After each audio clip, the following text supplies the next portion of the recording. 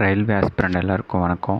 So நம்ம இந்த video எதை பற்றி பார்க்க போகிறோன்னா, இப்போது கரண்டாக போய்கிட்டு இருக்கக்கூடிய டாபிக் தான். இந்தியா முழுக்க இப்போ இதே பிரச்சனை தான். குரூப் டி எக்ஸாம் நடக்குமா நடக்காதா? இது வரைக்கும் நம்ம group D exam June month நடக்குமா, ஜூலை மந்த் நடக்குமா, இல்லை எப்போ நடக்கும் அப்படின்னு எதிர்பார்த்துக்கிட்டு இருந்தோம். ஆனால் இப்போது அந்த எக்ஸாமே நடக்குமா நடக்காதா அப்படிங்கிற மாதிரி ஒரே கன்ஃபியூஷனாக போய்கிட்டு இருக்கு. இதுக்கு ரீசன் என்னென்னா, இப்போ ஐடிஐ முடித்த பசங்க வந்து டெல்லி கோர்ட்டில் கேஸ் போட்டிருக்காங்க.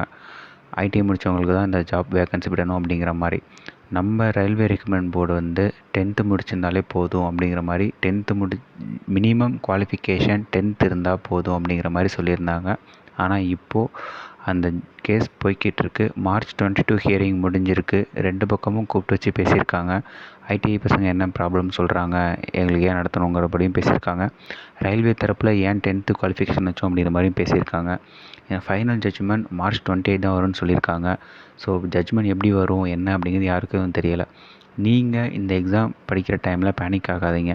இந்த ஜட்ஜ்மெண்ட் பற்றி தான் நான் உங்களுக்கு இப்போது இந்த இதில் வந்து கொடுத்துருக்கேன். அதில் என்ன தெளிவாக சொல்லியிருக்காங்கன்னா, இந்த மாதிரி 2019 போன டைம் வந்து நீங்கள் நடத்தும் போது 10th குவாலிஃபிகேஷன் கிடையாது, ஐடிஐ தான் மஸ்ட்டுன்னு சொன்னாங்க. அதுக்கப்புறம் பிரச்சனை பண்ணி எல்லோரும் 10th குவாலிஃபிகேஷனாக மாற்றினாங்க.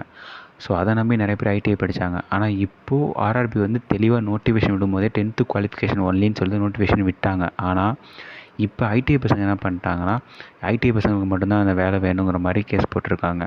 ஸோ இப்போது இது எந்த அளவுக்கு பிரச்சனை போகும் அப்படின்னு எனக்கு தெரியலை. ஏன்னா ஜட்ஜ்மெண்ட் வந்து யாருக்கு ஃபேவராக வரும்னு தெரியலை.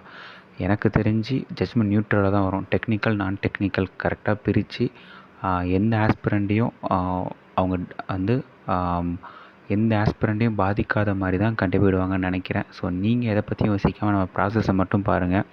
எதாக இருந்தாலும் March 28 தெரியும். ஸோ இன்னொரு 2 to 3 days தான் இருக்குது, பார்த்துக்கலாம். நீங்கள் மறக்காமல் நம்ம சேனல் சப்ஸ்கிரைப் பண்ணிக்கோங்க. ரயில்வே பற்றி எல்லா இன்ஃபர்மேஷனும் உடனுக்குடன் சொல்லிக்கிட்டே இருக்கேன். நன்றி, வணக்கம்.